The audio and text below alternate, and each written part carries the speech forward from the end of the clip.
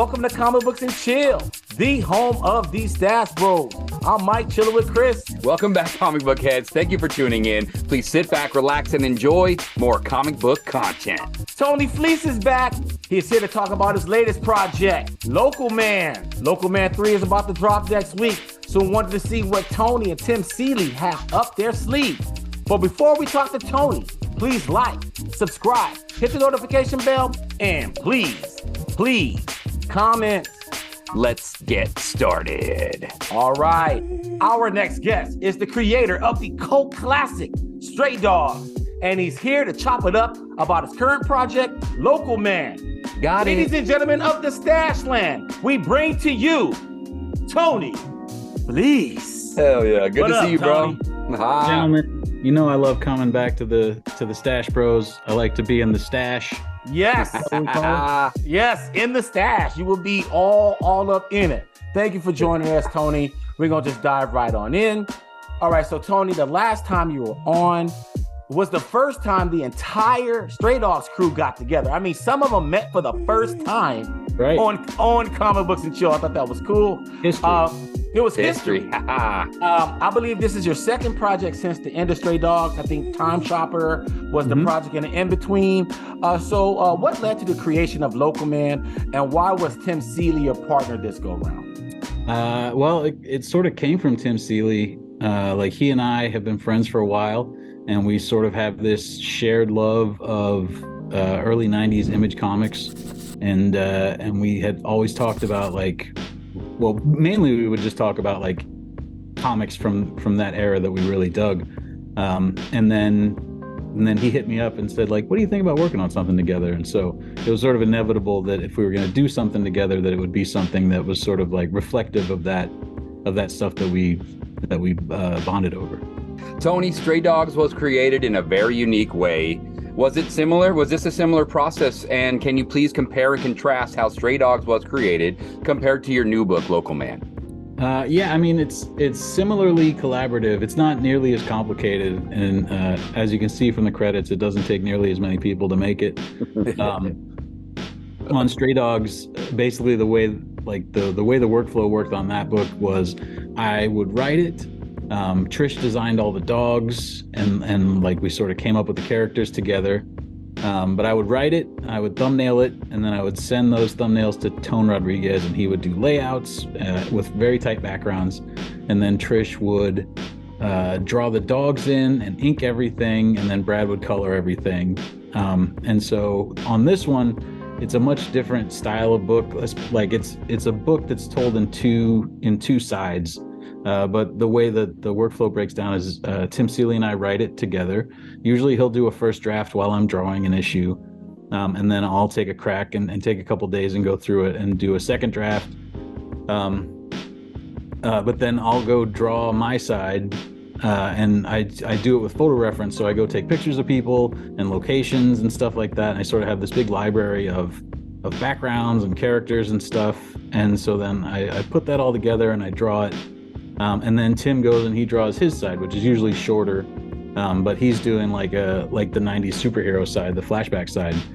So he'll knock that out, and then he'll sort of get ready and start writing the next issue, or we'll get together an outline or like a springboard, and then he'll go write the next issue. Like, we're working on pages together at the same time a lot of the time, where it'll be like, I'll do one panel, and then there'll be a panel that's just a flashback or something, and then I'll send that to him to fill in that one. So it's very collaborative. It's super cool that way.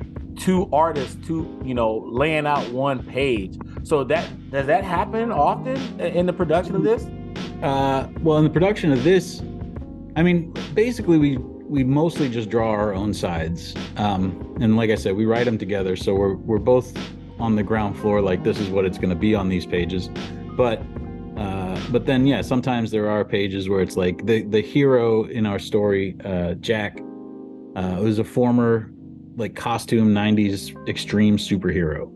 And he's down on his luck now, but anytime he's feeling heroic or feeling like starting to feel himself again, then he sort of gets drawn heroically. So I always have Tim draw those panels so that you can, the reader goes like, oh, he's starting to feel like his superhero self again.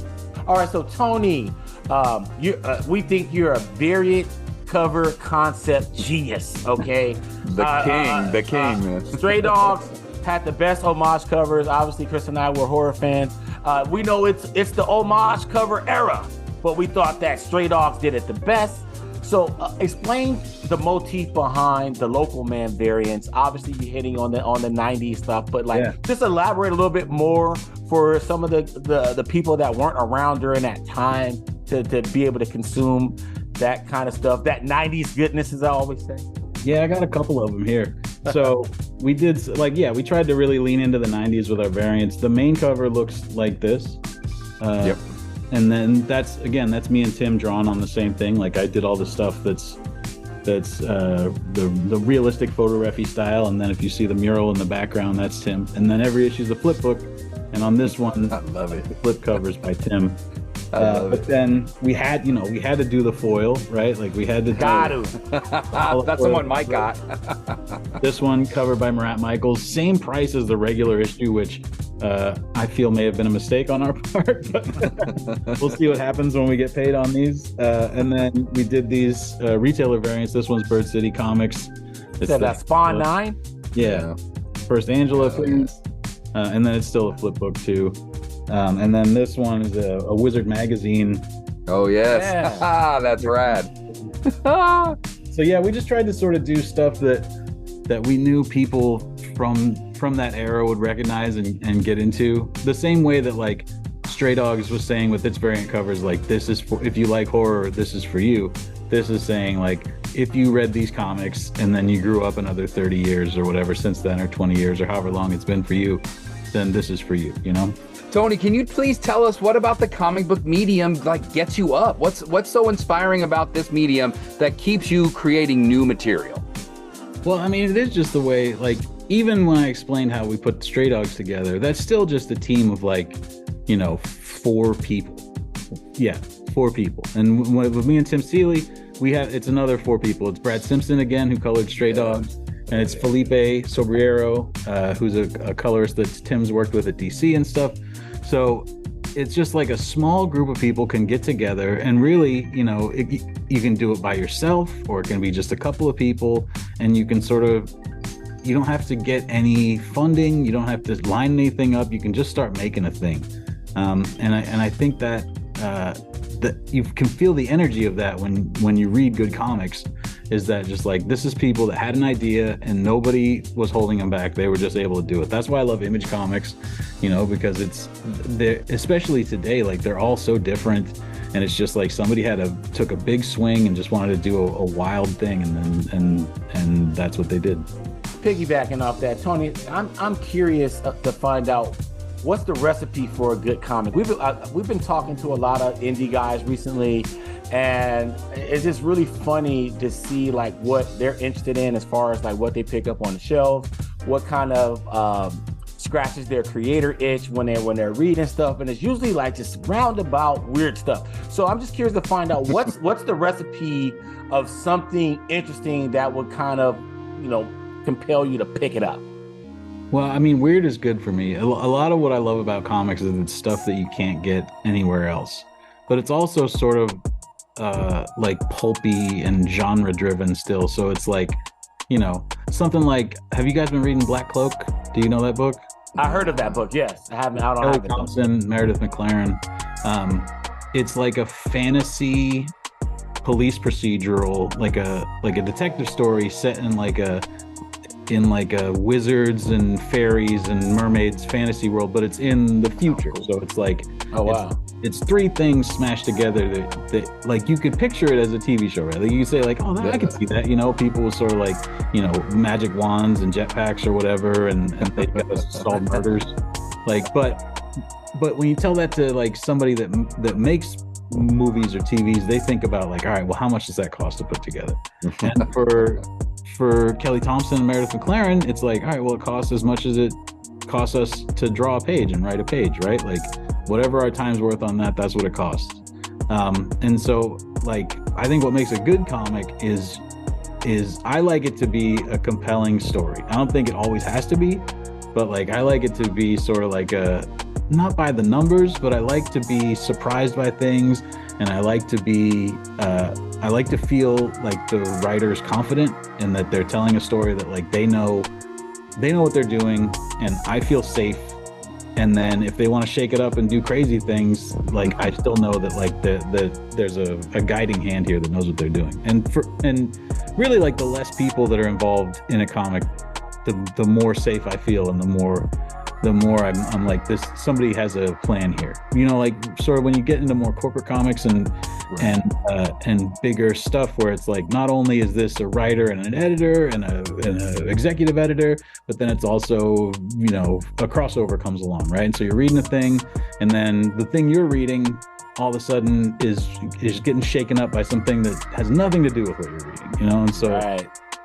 So I'm not saying there can't be good comics made like that. I'm just saying, like, I always feel the most confident when I'm picking up a book, when I'm reading a book, like this thing, I feel like I'm reading it, I'm feeling like there's a confident hand here, and I'm feeling like they're gonna carry this all the way to the end.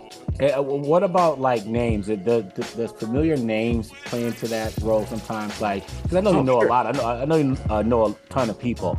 So does sometimes, like, do you go on a limb and you see a name that you've never heard of, and you're like, let me see what's going on with that?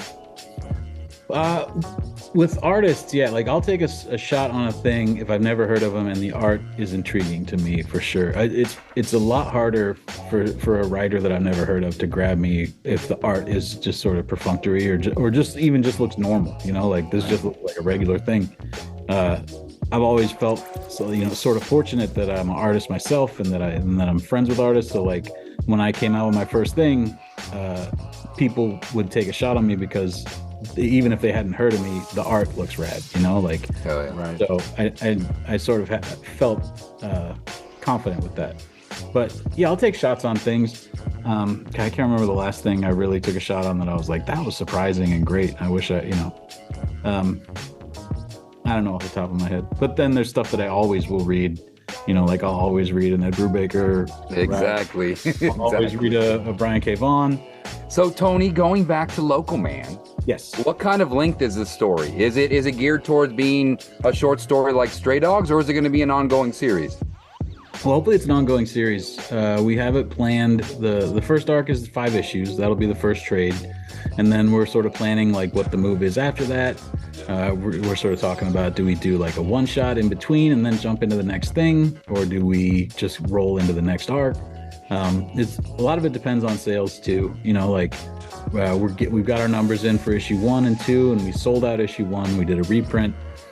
So like it's selling, but it's just like the market is not the same as it was in Stray Dogs time. So it's and like, you know, Stray Dogs was a unique phenomenon, right? Like that was sort of probably a once in a career situation. Hopefully 2 or 3 times, but at least so far once in a career situation. So it's just a matter of like, can we make this work in order to keep doing it? We're definitely doing the first 5. Hopefully we'll keep rolling after that. We're just sort of like, if you read it and you dig it, you know, pre-order it, tell your shop to order it, tell your friends, that sort of thing, so we can keep making it. You've done hundreds upon hundreds of Stray Dogs blanks, right? So can you please tell us, what was the most unusual request? I mean, I'm pretty sure, man, you've gotten some weird requests, man. All the people that you met. I mean, it can't just be, you know, the Fido request, right? Somebody had me do Snoop Dogg as a dog.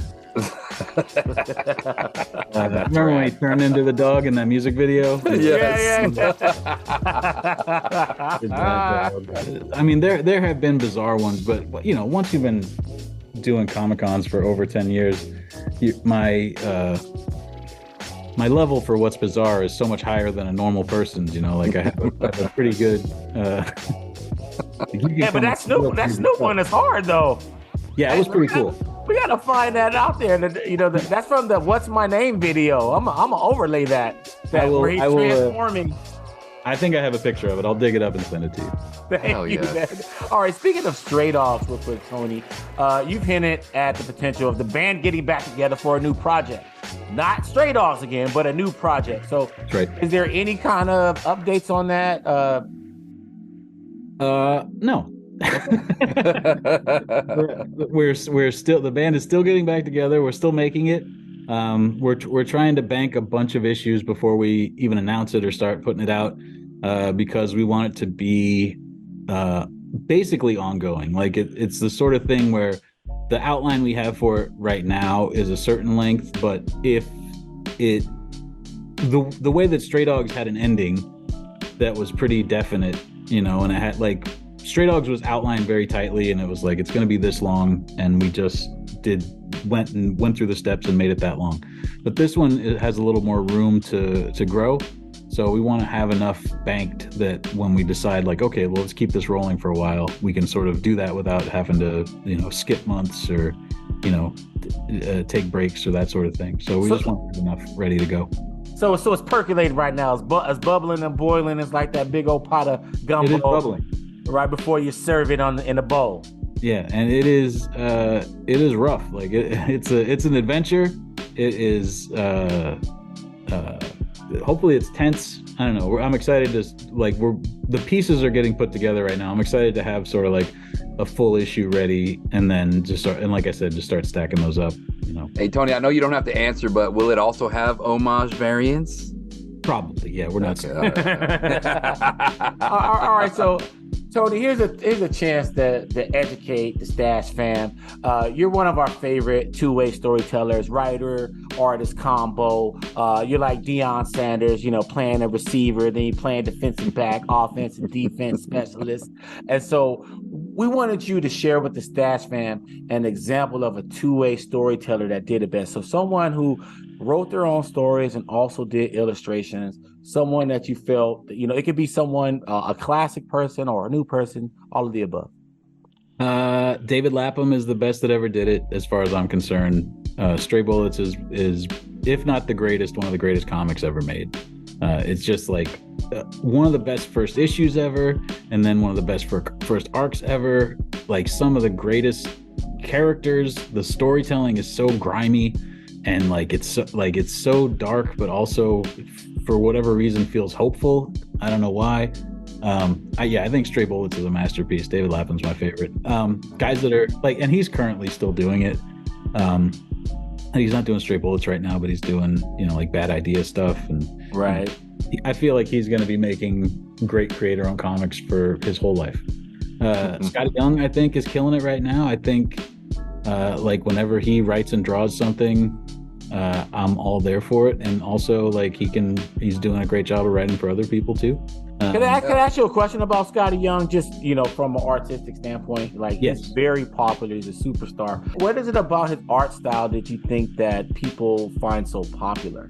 It just has a lot of energy. It's cartoony, but it's grimy. But no matter what, it feels like it's moving. It feels like you never see a drawing of his where the characters are just sitting there, unless they're intentionally bombed out or killed or something, but for the most part things are moving, flying through the air. I feel like that sort of energy is infectious.